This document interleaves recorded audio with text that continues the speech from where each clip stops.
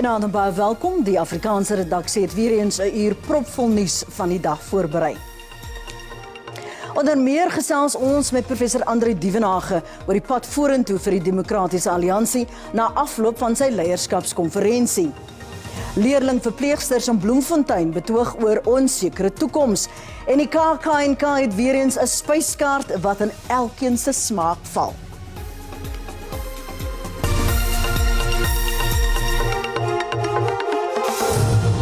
Kom ons val weg. Die amptelike oppositieparty het gister sy verkiesingskonferensie afgesluit met John Steenhuisen wat weer eens vir die volgende 3 jaar aangewys is as die leier. Die party sit nou skouer aan die wiel om gereed te wees vir die 2024 nasionale en provinsiale verkiesings.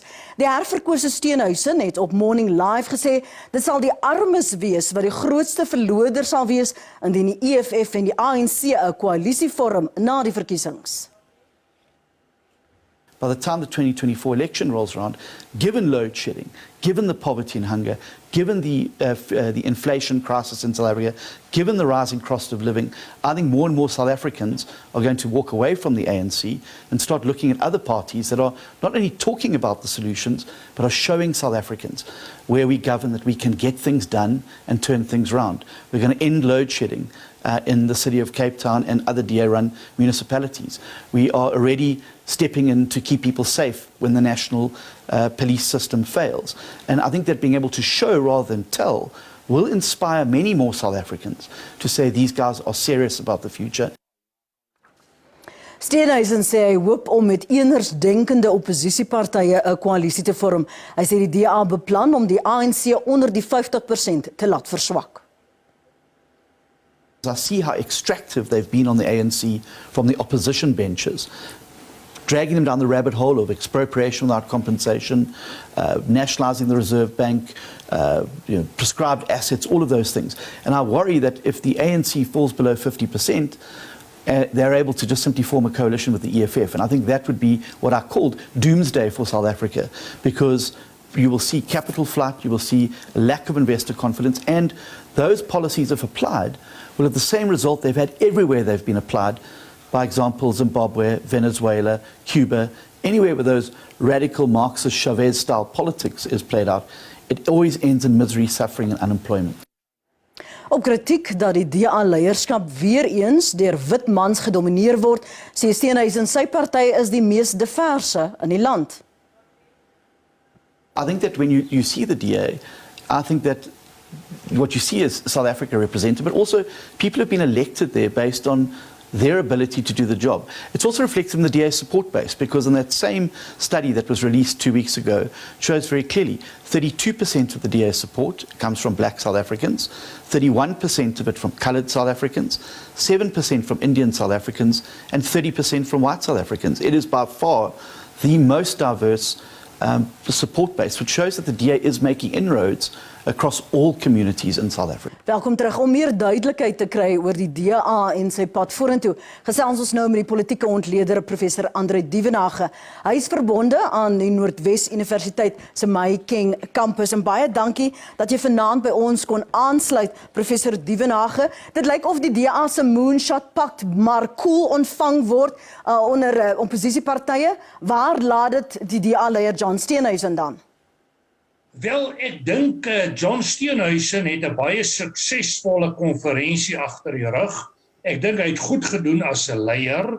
Die omstandighede in Suid-Afrika is wel baie sterk uitdagend vir meneer Steenhuisen en sy party om 'n meerderheid te vorm, moet hulle effektief 'n koalisie van minderhede bou.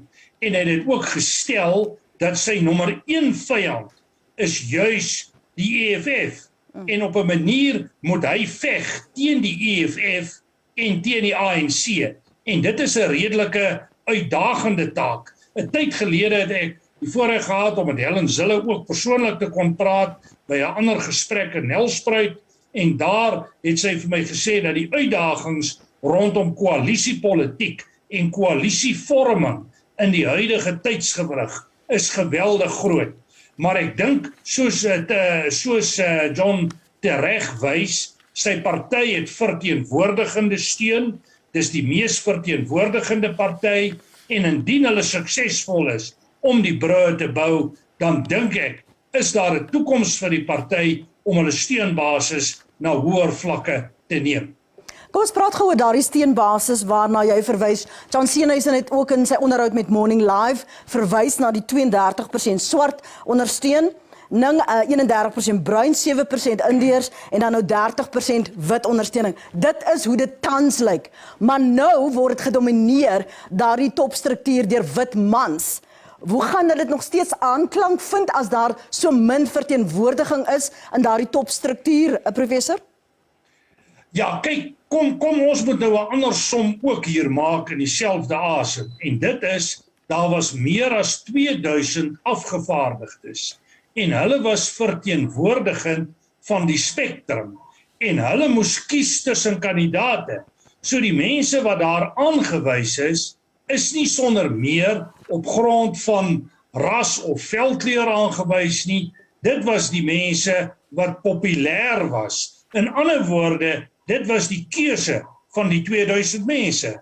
In daai geval sou ek sê, hulle behoort dit te aanvaar.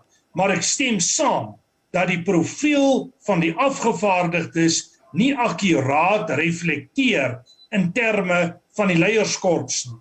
Maar as jy dit nou weer vergelyk met byvoorbeeld die EFF, die IFP, die ANC en van jou ander kleiner partye, dan is dit so dat die DA wel die mees verteenwoordigende party in Suid-Afrika is. Dit is vir die oomblik daar gelaat. Ons sal maar moet sien en kyk vir die 2024 verkiesing. Die feit dat hy nou weer 'n swart vrou, spesifiek Dr. Mpopalatse verslaan het vir hierdie leierskapsposisie. Wat sê dit oor die vroue steun en die feit dat sy 'n swart vrou is? Hoe gaan jy die kloutjie by die oor kry vir jou boodskap wat jy dan aan vroue, spesifiek swart vroue, bruin vroue wil bemark?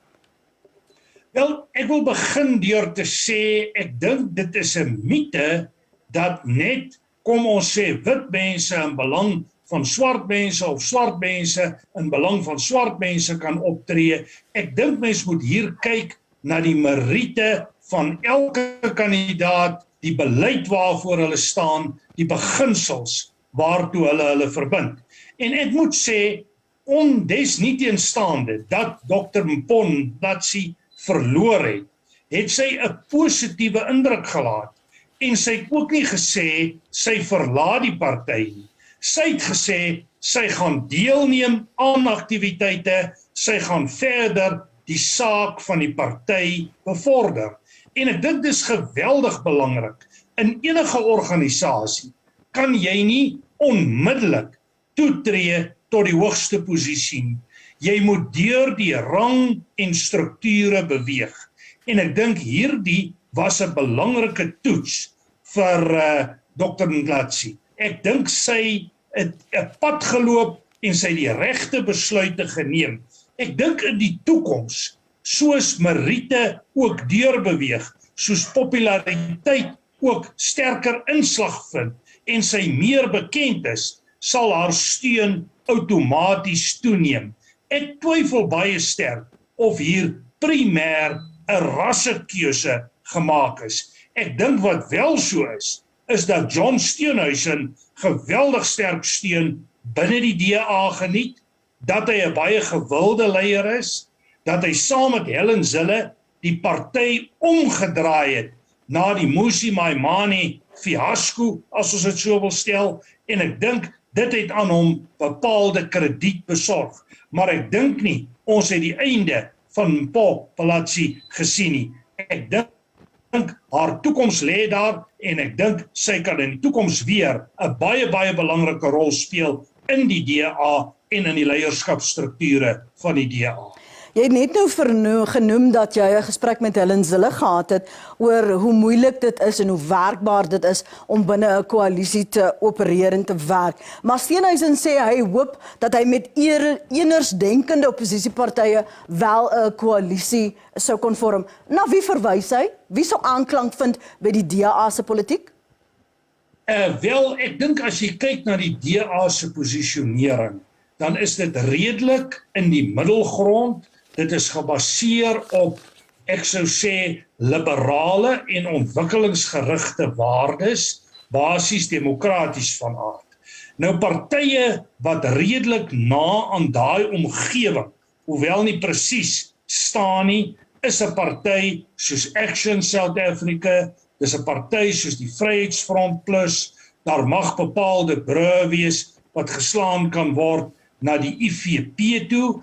Ek is selfs bereid om te sê dat daar gematigde mense binne die ANC-omgewing is, wat nie verbind is tot die revolusionêre tradisie, wat in daai omgewing kan funksioneer nie. En kom ons wees eerlik met mekaar, ek dink die sukses van oppositie en koalisiepolitiek gaan uiteindelik bepaal word deur die wyse hoe die ANC en die gematigdes mekaar vind.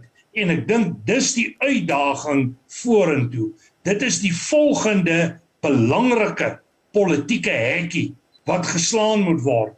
En op die oomblik is daar 'n groot klomp dinamikas binne die ANC.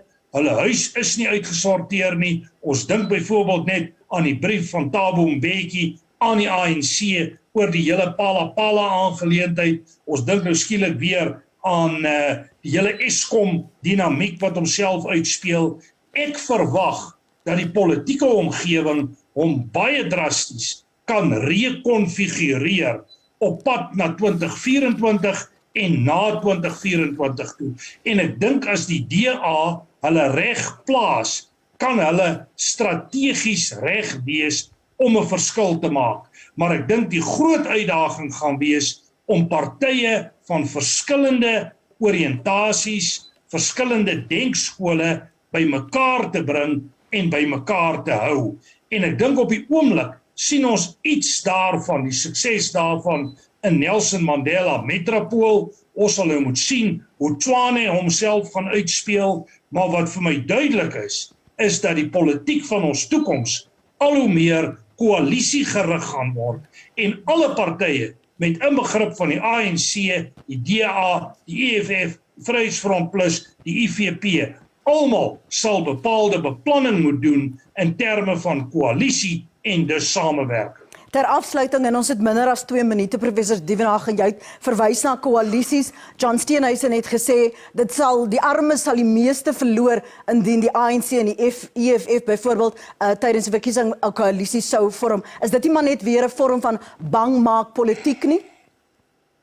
Wel, ek dink in die politiek is dit dikwels belangrik dat jy jou vyande definieer en dat jy jou strategieë daarvolgens bepaal. So ek verstaan waarmee John Steenhuisen homself besig hou, soos ek ook verstaan waarmee die ANC en die EFF op dieselfde wyse hulle besig hou deur byvoorbeeld te verwys na wit monopoliekapitaal en so meer. Dis 'n normale politieke strategie. Maar as akademikus, as 'n analis van die politiek, sal ek baie bekommerd wees oor 'n alliansie tussen die EFF en die ANC. Ek dink dit sal 'n omgewing skep wat kan bydra tot politieke onstabiliteit. Dit gaan nie 'n omgewing wees vir investering, ekonomiese groei en dinamiek nie. En in daai sin het ek min twyfel dat dit die arme mense baie negatief kan raak. Trouwens, die ironie is dat baie populistiese beleide, soos die beleide wat aangehang is, juis deur die EFF, heel dikwels die omgekeerde uitkoms het en mense armer laat as waarmee hulle begin het. En iets daarvan het ons reeds oor die laaste paar jaar begin sien, met onder meer 'n werkloosheidssyfer wat tans by die 40% staan. Ek het nog vir so 'n minuut gebedel, professor Dievenage, die feit dat Helen Zille terug is in die leierskorps. Het dit nie tyd gekom dat sy haar eie ere afsluit nie? Wat sê dit van DA-politiek, die feit dat Helen Zille nog steeds deel is van die beeld van die Demokratiese Alliansie? Ek persoonlik dink dis meer van 'n wins as wat dit 'n verlies is. En ek gaan dit vinnig so motiveer. Sy het geweldige ervaring van die party, sy het ervaring in die bestuursomgewing. En dan moet ons die belangrike faktor onthou. Sy is nie deel van die politisie groepering in die ANC nie. Sy sit nie in die parlement nie, sy sit nie in 'n wetgewer nie, sy het nie 'n uitvoerende rol wat sy speel nie. Sy is die hoof van die administrasie van die Demokratiese Alliansie. En daarin speel sy 'n ontsettend belangrik en kritieke rol. En ek dink haar goeie verhouding met John Steenhuisen sal bydra tot groter sukses vir die party in die 2024 verkiesing. So ek lees haar waarde as positief en konstruktief. Die Afrikaanse Kommunistiese Party, die SABC, doen 'n beroep op die regering om onmiddellik uit die internasionale strafhof te onttrek. Dit kom nadat die hof in Den Haag besluit het om 'n arrestasiebevel vir die Russiese president Vladimir Putin uit te reik. Die ANC het in sy 2017 nasionale konferensie besluit om uit die internasionale strafhof te onttrek, maar het die besluit in sy 2022 nasionale konferensie omgekeer. Die SABC het kaalvuis ingeklim. Die party sê die Russiese president moet die opkomende BRICS-beraad bywoon wat na verwagting in Augustus hier in Suid-Afrika gehou word. Die struikelblok is egter dat die internasionale strafhof 'n arrestasiebevel uitgereik het vir Putin se beweerde oorlogmisdade in Oekraïne. They want to disrupt a proper convening of the BRICS summit in this country. Not much about President Putin.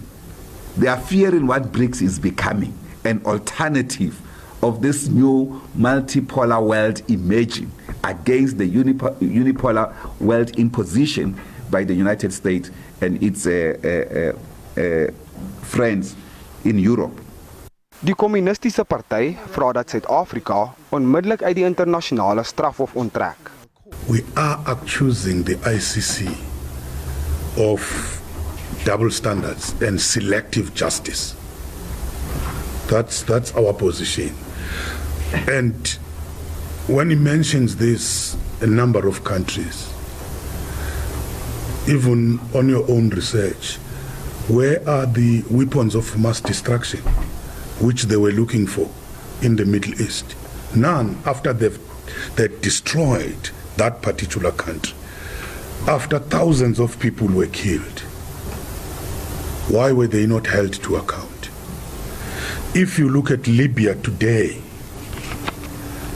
the government's in crisis. Die party het ook sy kommer uitgespreek oor die onlangse verhoging van die repo-koers.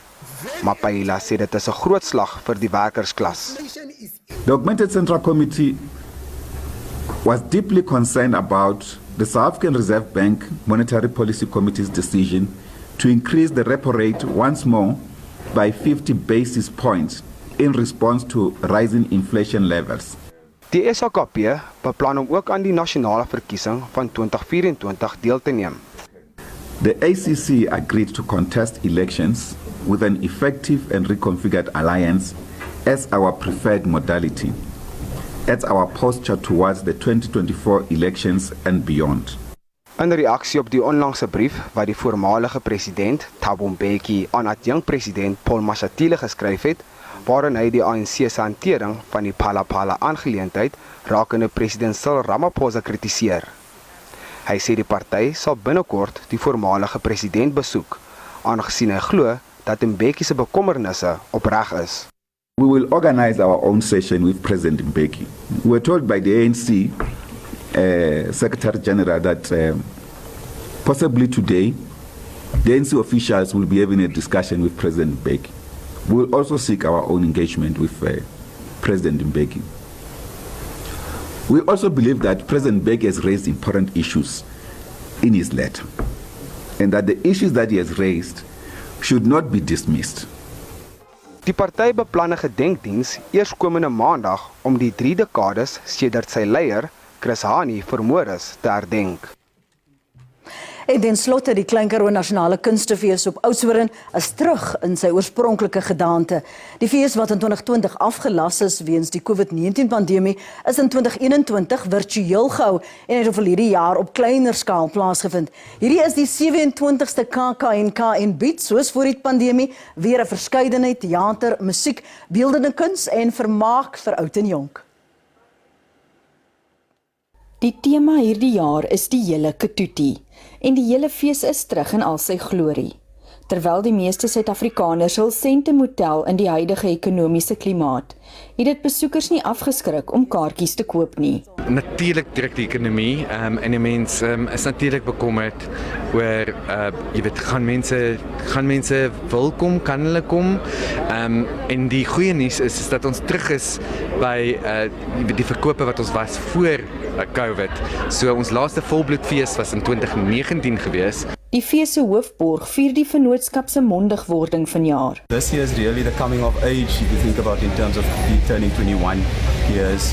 It's something that we value as an important partnership because of what it does, firstly for the economy of the Oudtshoorn town, and then also it provides an opportunity for artists and aspiring artists to showcase their talents and abilities. Die bekende sangeres en liedjieskrywer Amanda Strydom is al deel van die fees sedert sy ontstaan in 1995. Sy sê dit het gegroei en ontwikkel tot 'n meer inklusiewe vorm. Dit is vir my verblydend dat deur die jare dit ook oopgegaan het vir almal wat Afrikaans praat. En vandag, soos wat die fees nou is na wat 27 jaar, is dit oop vir Engels, Afrikaans. Daar was al soveel co-produksies met Nederland, Frankryk en ek kan net dankie sê vir die groei daarvan. Die fees duur tot 9 April. Tanya Krause, SABC Nuus, Oudtshoorn in die Wes-Kaap. Die voormalige burgemeester en speaker van die Tshwane Metro Raad, Dr. Marunwa Makwarela, is vrygelaat op borgtog van R10.000 in die gespesialiseerde hof vir handelsmisdade in Pretoria. Makwarela ontken skuld op 2 aanklagte van bedrog. Makwarela is in die pekel nadat hy 'n vervalste rehabilitasiesertifikaat ingehandig het, kort nadat hy einde Februarie tot burgemeester verkies is. Hy het hom vroeër by die Brooklyn polisiekantoor oorgegee. Dr. Makwarela, how are you feeling this morning? I'm blessed.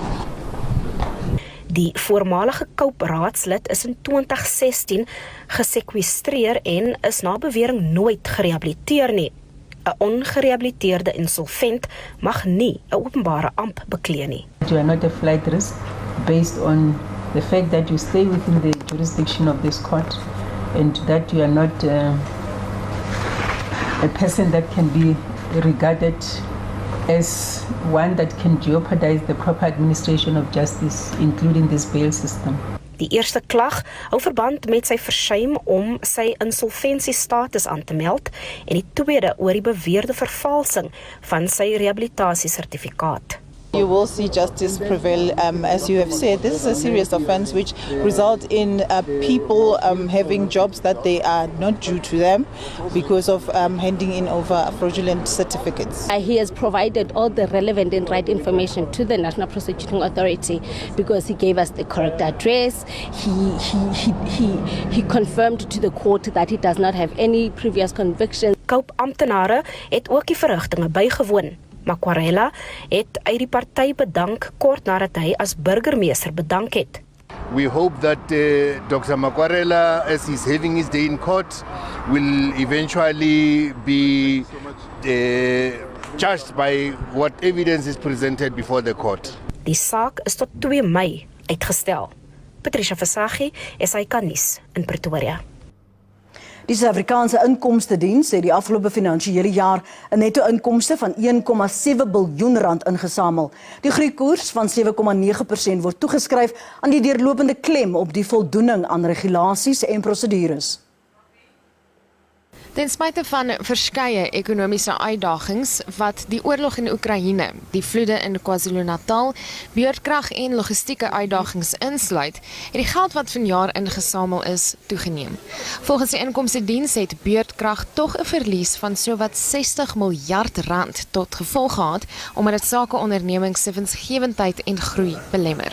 Maar groei is in alle belastingsgroepe aangeteken.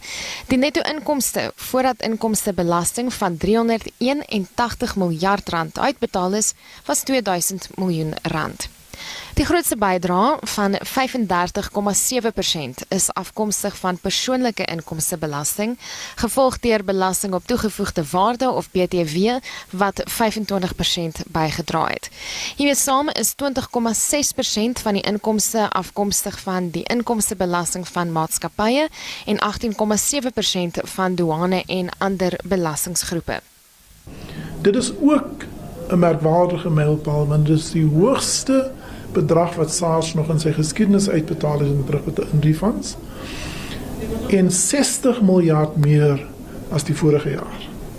Die terugbetalings aan belastingbetalers is geld wat teruggaan in die ekonomie en dit is goed vir die Suid-Afrikaanse ekonomie, spesifiek vir die sulkes wat alreeds gestrem voel onder die huidige ekonomiese klimaat. Die nasionale tesourie verwelkom die bedrag wat ingevorder is en sê dit gaan die regering in staat stel om die meeste van sy verpligtinge uit te voer ten spyte van die land se huidige uitdagings. Daar word die jaar gemik om 'n bedrag van 1,78 biljoen rand in te vorder. I think that's going to be tough because if we're going to have low growth, and it does seem, I think if you look at the SAB, the IMF are saying I have even bleaker projections going forward because it's all dependent on how much load shedding there's going to be. And that's a challenge which we're going to have to face. Of course, the difficulty we face is that once we've set the revenue target, or estimate really more accurately, that the minister sets in the budget in February this year, your expenditure level is in effect set. So if we don't, then you risk getting a higher deficit, more borrowing. That's the risk that we face. But I'm confident that just with SARS, we'll still do the best that it can. Of course, the economy is a much more powerful factor on what the revenue will be. Die inkomstediens sê voldoeningsintervensies het sowat 227 miljard rand ingebring.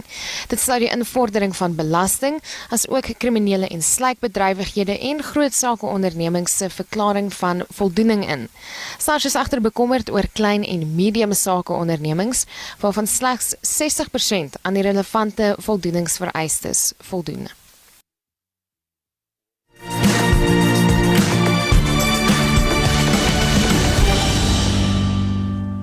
In New York verskyn oud-president Donald Trump môre in die hof in verband met geld wat hy aan 'n pornografiester betaal is om stil te bly oor 'n buiteegtelike verhouding in 2006.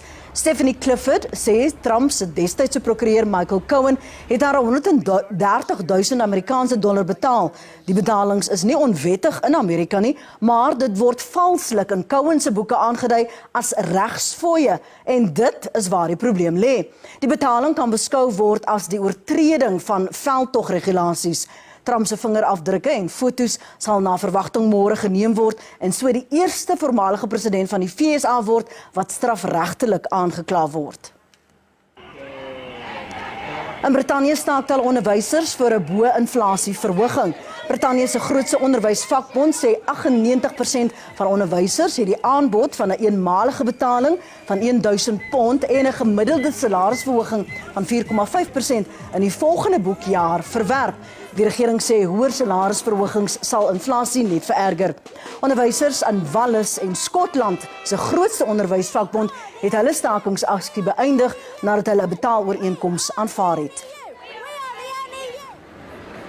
In Italië het meer as 200,000 vliegtuigpassasiers gister vir etlike ure nie opgestyg nie, aangesien personeel by meer as 40 lughawens reg oor die land vir hoër lone gestaak het. Die 4 uur lange staking het massiewe vlugvertragings en kansellasies tot gevolg gehad. Hulle betoog ook teen 'n buitensporige werksklas. Die tweede grootste skip in die wêreld naas die Symphony, die Queen Mary II passasiersskip, het weer eens anker gegooi by die Durbanse hawe. Die laaste keer was gedurende die COVID-19 pandemie, toe 6 bemanningslede positief getoets het en by die hawe afgelaai is. Weens die pandemie het die bootvaartbedryf vir byna 15 maande wêreldwyd stilgestaan en COVID-19 protokol is steeds in plek aan boord. Die Queen Mary II, wat in 2004 gebou is die duurste skip ooit. Haar opknappings in 2017 het meer as R160 miljoen gekos.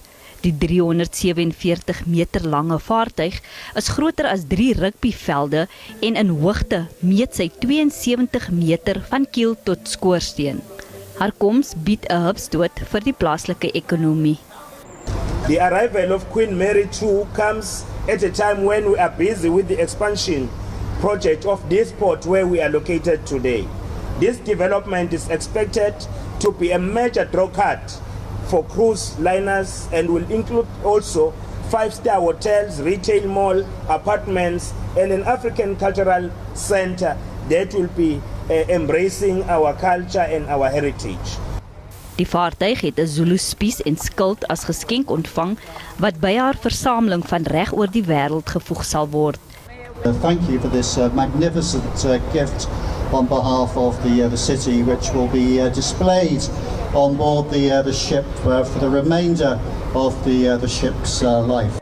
Toeriste sal getrakteer word op besienswaardighede in en rondom Durban, soos die Vallei van 1000 Heuwels, wildreservate rondom Glughluwe en St. Lucia aan die Noordkus. No cooking, no cleaning. Someone make the bed for you. It's great for a few months, for a short period of time. But we're also anxious to get back home and how long have you been on the ship? 3 months now, a little over 3 months. We started January the 3rd. So April the 30th, we should be back home. We are now in Durban. We're just going to have a little peruse around and a little explore. But we're very fortunate to be going to Makutsi Safari a little bit later on, and then getting back on board another cruise from Cape Town. It's been a lovely time, and we're glad we're here in Africa now. We are going to Durban Chinatown now. Yeah, they're a small Chinatown compared with England one. So we are from Liverpool, and then this is our second trip on Queen Mary II. 2018, we bought it from Hong Kong to Dubai. That was good. And then, unfortunately, there were 3 years lapse, so we haven't been for 3 years. And this is the first time after 3 years we can cruise again. Haar wêreldreis het in New York oor die Atlantiese Oseaan begin en sluit bestemmings soos die Middellandse See, Australië, Nieu-Seeland, Mauritius in en is volgende op pad na Kaapstad. Groot name in die Afrikaanse vermaaklikheidsbedryf is vereervol op bydraes tot kuns en kultuur by die 27ste jaarlikse Klein Karoo Nasionale Kunstefees op Oudtshoorn. Veteraan akteur David Minnar, voormalige RSG-stasiebestuurder Magdalene Creer, visuele kunstenaar Lise Grobler en musikante Early B en Refense het hul toekennings tydens 'n spesiale seremonie ontvang. Early B het feesgangers op hul voete gehad tydens sy optrede by die KAK&K. Hy het vinnig bekendheid verwerf as 'n talentvolle hiphop kunstenaar met sy vermoë om kulture met sy vermaaklike en sosiaal opvoedkundige rymkletsmusiek te oorbrug. Hy is vereer met die KAK&K Kruispunt toekenning. As kunstenaar, as Early B van die Dal af, wil ek vir ouens in die Dal en plekke soos die Dal sê, ouens kom ons lig liewerste awards op, plaas van Ghana en myself. En ons lig ons mense ook op, man, you know, so, daar is eintlik my boodskap wat ek oor wil dra, en dis hoekom ek so hard stoot en nog steeds mense wil aanraak. Refense Moraki het die Jongstem toekenning ontvang. Sy talent as 'n Afrikaanse kontemporêre musikant is op 17-jarige ouderdom ontdek, toe 'n video van hom wat sing en gitaar speel op sosiale media versprei is. Ek is so in my noppies, ek kan nie vir jou verduidelik nie. Ek kan onthou so 7 jaar terug het ek my heel eerste optrede gehad hierso by die KAK&K Kunstefees. So vir 7 jaar het ek al half hierdie plek gesien as die beginplek van my journey. En daar's soveel mense hierso by die fees wat bygedra het tot wat ek eventually geword het vandag. Die veteranakteur David Minnar is vanjaar op die verhoog in 'n paar produksies tydens die fees, insluitend Mirakel. Hy het nederig sy toekenning ontvang vir sy bydrae tot vertolking. Dankie Hugo vir die mooi woorde. Dankie aan die KAK&K dat julle dit goed gedink het om hierdie eerbewys aan my toe te ken. Ek hoop dit is dit daarom waardig. Voormalige RSG-stasiebestuurder Magdalene Creer is vereer vir haar lewenslange bydrae tot kuns en kultuur. Die gewone mens wat nie noodwendig 'n kunstenaar is, moet die geleenthede gebruik om as jy 'n platform kry alles te doen wat jy kan vir die kunste. In my geval was dit vir my maklik, want ek het ook 'n liefde en 'n passie en respek vir die kunste en vir kunstenaars. Die werke van feeskunstenaar Lisa Grobler is deel van versamelings in die VSA, België, Italië, Engeland en Australië. Haar uitstalling Inkommers, Laatkommers en Laatlammers is gratis te sien by die fees. Tanya Krause, SABC Nuus, Oudtshoorn in die Wes-Kaap.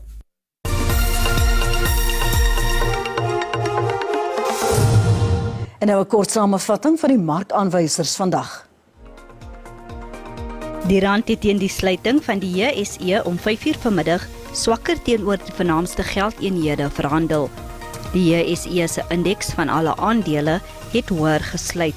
Die prys van goud en platinum was teen die sluiting van die JSE laer en die prys van Brent-olie hoër. Wetenskaplikes in Australië en Japan het 2 vliee met 1 klap geslaan met 'n wêreldrekord vir die diepste suksesvolle poging om 'n vis te vang en dit op kamera vas te lê. Die wetenskaplikes is boonop oortuig dat die kanse om die rekord van sowat 8,3 km onder water te verbeter uiters skraal is. 'n Jong slakvis het geskiedenis gemaak toe dit op 'n diepte van 8.336 meter onder water afgeneem is. Dit klop die vorige rekord met 158 meter en is veral besonder omdat die visspesies oorspronklik in vlakwater voorkom. So these ones, as you see in the video, are 1,000 meters deeper than what you would normally think of as being a deep sea fish. So I love the fact that they're kind of small and goofy and transparent and just not being very deep sea-like, yet at the same time they're way more deep sea than most deep sea fish. Kort nadat die eerste vis waargeneem is 2 slakvisse gevang, die eerste keer dat visse dieper as 8 km onder water uitgehaal word. Jameson meen dit help om die persepsie oor die diepsee te verander. And even if you watch the best documentaries in the world, they'll still tell you that the deep sea is this cold, dark, alien place full of monsters. And therefore, we don't appreciate the fact that it is fundamentally most of planet Earth. And our resources should be put into understanding it and trying to work out how we're affecting it and how it works. Die 10-jaar-lange navorsingsprojek is uitgevoer deur die Universiteit van Wes-Australië en die Tokyo Universiteit van Marinewetenskap en Tegnologie. Indrukwekkend, nee. Baie dankie vir die saamkyk. Die Afrikaanse redaksie groet tot môre aand. Sien jou dan. Mooi bly.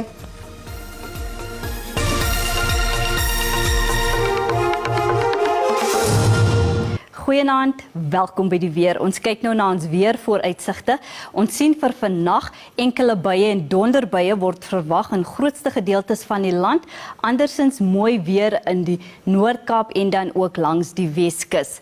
Vir môre is daar 'n 30% kans vir reën. Dit strek vanaf die noorde langs die Ooskus en dan sien ons daar's ook miskolle. Daar is dan in die sentrale gedeeltes van die land word dan mooi weer verwag. Ons kyk nou na ons minimum en maksimum temperature. Bewolk en koel in Gauteng, ons sien Bronkhorstspruit 13.27 en dan Vereniging het dan ook 13.27. In Limpopo, wat ons volgende provinsie is, baie nat in die provinsie, Polokwane 14.27 en dan Burgersfort 15.29. In Mpumalanga, koel en reën word verwag in gedeeltes van die provinsie, Sekunda 12.24 en dan Mbombela 18.24. In KwaZulu-Natal, koel, bewolk in die provinsie, Vryheid 12.23 en dan Kokstad het 'n minimum van 8 en 'n maksimum van 21. In die Oos-Kaap, reën word verwag in dele van Oos-London met 16.23 en dan bewolk in ander gedeeltes van die provinsie. Graaff-Reinet het 'n minimum van 9 en dan sien ons Gqeberha is 15.24. In die Wes-Kaap mooi weer in Vredendal en Klein Willem baie sonnig daar met albei 13.32 en dan sien ons bewolk en koel in die res van die provinsie met George 13.22 en dan Riversdal het 'n maksimum van 27. In die Noord-Kaap sonnig in Springbok met 'n maksimum van 28 en ons sien Kalvinie het 'n minimum van 9 en Sutherland het 'n minimum van 4. In die Vrystaat, Kroonstad 11.26 en dan Ficksburg 22. In Noordwes, ten slotte ons laaste provinsie, Rustenburg 15-29 en ons sien Swazirenike en Bloemhof albei 11-28. Dit is dan al van my en die weerdiens, 'n rustige aand verder.